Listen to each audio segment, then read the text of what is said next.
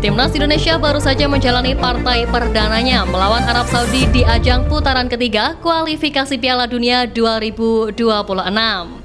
Memang skuad Garuda tak diunggulkan dalam duel ini, apalagi secara peringkat FIFA Timnas Indonesia kalah jauh dari Arab Saudi yang menempati ranking ke-56 dunia, sementara skuad Garuda berada di posisi ke-133 dunia.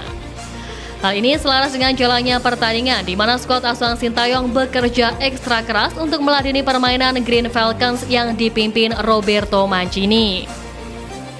Menilik pertandingan ini, pelatih Sintayong menghargai kualitas dari permainan yang dimiliki Arab Saudi baik dari segi individu maupun tim.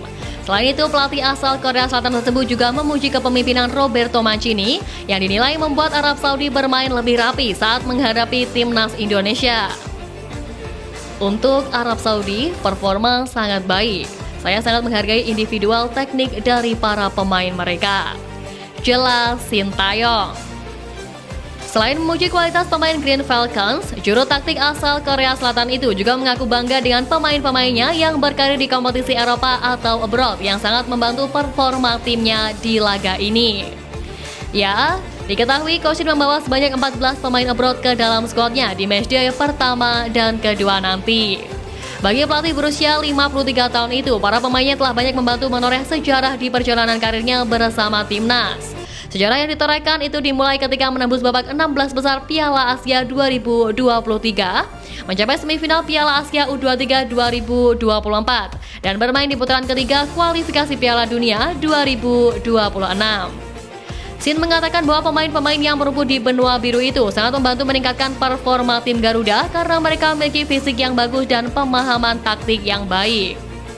Tak bisa dipungkiri, kemajuan yang ditunjukkan timnas Indonesia ini juga menjadi sorotan dari penjuru dunia. Pelatih kelas dunia Roberto Mancini pun ternyata peka terhadap perkembangan timnas Indonesia bahkan sejak 28 tahun yang lalu. Dia memuji banyak soal skuad Garuda, termasuk kepemimpinan Sintayong yang menarik perhatiannya. Ya, Mancini memang benar. Tanpa Sintayong dan timnya, kita tidak tahu bagaimana kondisi timnas Garuda sekarang.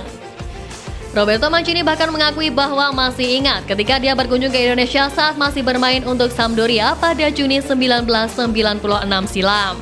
Saat itu Sampdoria menerima undangan PSSI untuk tampil melawan timnas Indonesia. Kami mengenal timnas Indonesia dengan baik dan kami mengetahui perkembangan mereka selama 10 tahun terakhir, kata Roberto Mancini dikutip dari laman Al-Sadd. Secara tak langsung, ex-pelatih timnas Italia ini pun memuji skuad asuhan Sintayong.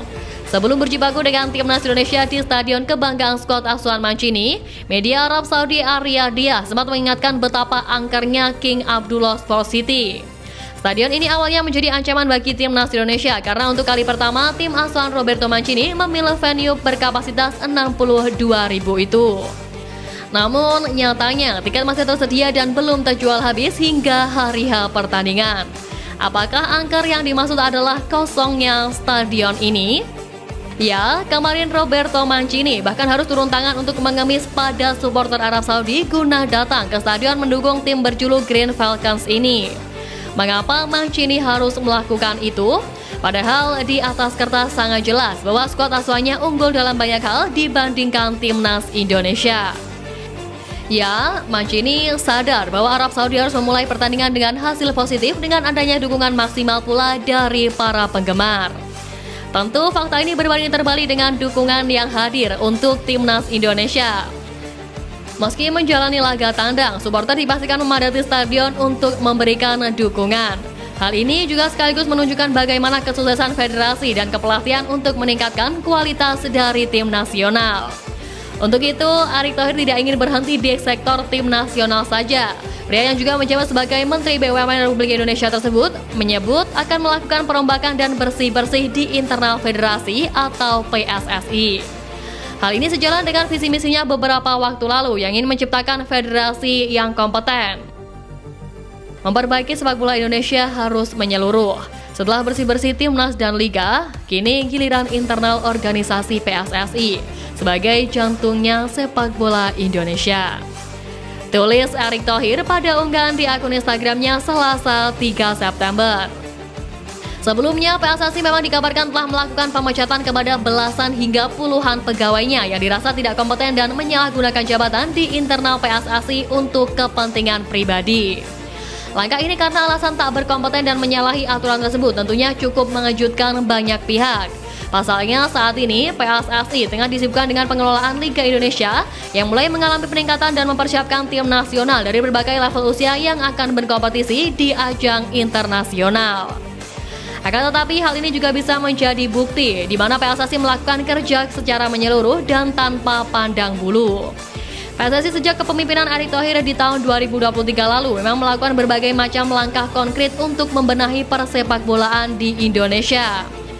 Mulai dari peningkatan level tim nasional sehingga mampu berkompetisi dan berprestasi di ajang internasional, pembenahan sistem dan sarana serta prasarana di Liga Indonesia, hingga kini melakukan perombakan total di lingkungan internal federasi menjadi salah satu contoh nyata PSSI yang memang sedang melakukan revolusi besar-besaran guna membawa persepakbolaan Indonesia menuju ke arah yang lebih baik ke depannya.